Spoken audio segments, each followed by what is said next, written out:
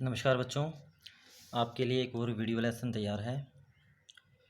कक्षा 10वीं विषय हिंदी बाल गोविंद भगत नामक अध्याय को लेकर ये वीडियो लेसन तैयार किया गया है।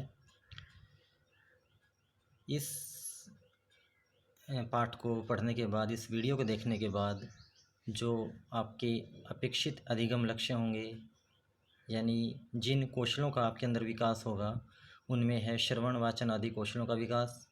इसके बाद आपके शब्द भंडार में भी वृद्धि होगी, मानवीय गुणों का आप में विकास होगा और चारित्रिक विशेषताओं का विकास करना भी इस वीडियो लेसन का एक उद्देश्य है।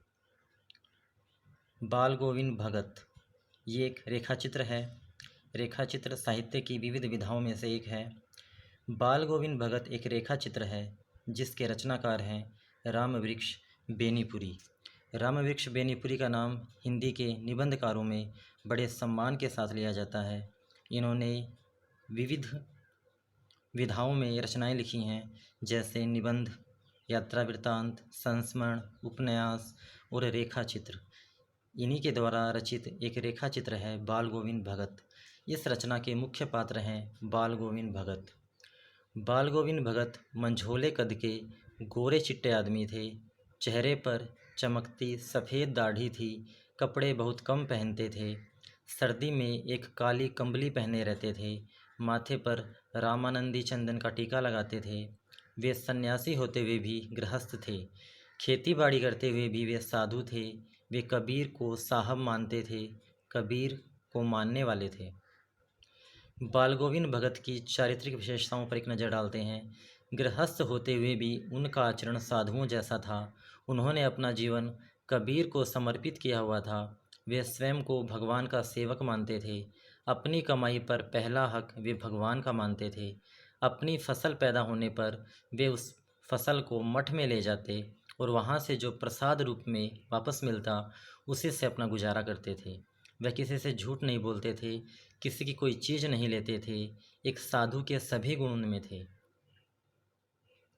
बाल गोविंद भगत की दिनचर्या। बाल गोविंद भगत की दिनचर्या देखकर लोग हैरान होते थे। सर्दी में भी भगत जी सुबह जल्दी उठकर गांव से 2 मील दूर स्थित नदी में स्नान करके आते थे। वापसी पर वे गांव के बाहर स्थित पोखर के किनारे प्रभु भक्ति के गीत गाया करते थे। वे बिना पूछे किसी की चीज़ को छूते नहीं थे। लोग उनके व्यवहार से बहुत खुश थे। बाल गोविंद भगत एक गायक के रूप में।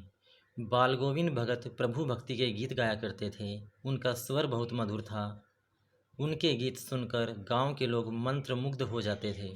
खेतों में काम करने वाले उनके गीत सुनकर झूमना शुरू कर देते थे।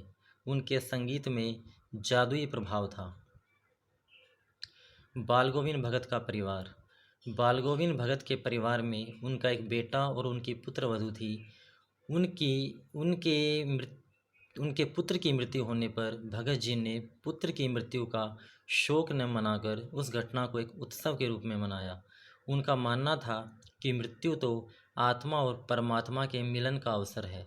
सारा गांव उनके पुत्र की मृत्यु पर दुखी था, लेकिन भगत जी उस दिन को एक उत्सव के रूप में मना रहे थे। वे अपनी पुत्र वधू को भी रोने से मना कर रहे थे। पुत्र के शव को सफ़ेद कपड़ों से ढककर उसे फूलों से सजाया। उसके सिरहाने दीपक रखा। खंजड़ी बजाकर गीत गाने लगे। बाल गोविंद भगत की कबीर पर श्रद्धा। वे कबीर के प्रति समर्पित थे। कबीर के आदर्शों पर चलते थे। कबीर की ही तरह भगत जी भी बाहरी आडंबरों को व्यर्थ मानते थे। वे अपनी आत्मा की आवाज़ सुनते थे। कबीर शरीर को नश्वर मानते थे। भगत जी भी उनका अनुसरण करते हुए बेटे की मृत्यु पर शोक न मनाकर उत्सव मनाते हैं। भगत जी की मृत्यु। उनकी मृत्यु संगीत साधना करते हुई। वे हर वर्ष अपने घर से 30 कोस पैदल चलकर गंगा स्नान को जाते थे। घर से खाकर चलते थे और फिर घर पहुंचकर ही खाते थे। इस बार भी 4-5 दिन की यात्रा की थी। इस बार जब वे वापस लौटे तो तबीयत थोड़ी ख़राब हो गई थी, लेकिन उन्होंने अपनी दिनचर्या नहीं बदली। एक शाम उन्होंने खूब गाया और सुबह हुई तो वे नहीं रहे। ये पावर पॉइंट प्रस्तुति आपको अभ्यास के ज़्यादातर प्रश्नों के उत्तर दे देगी।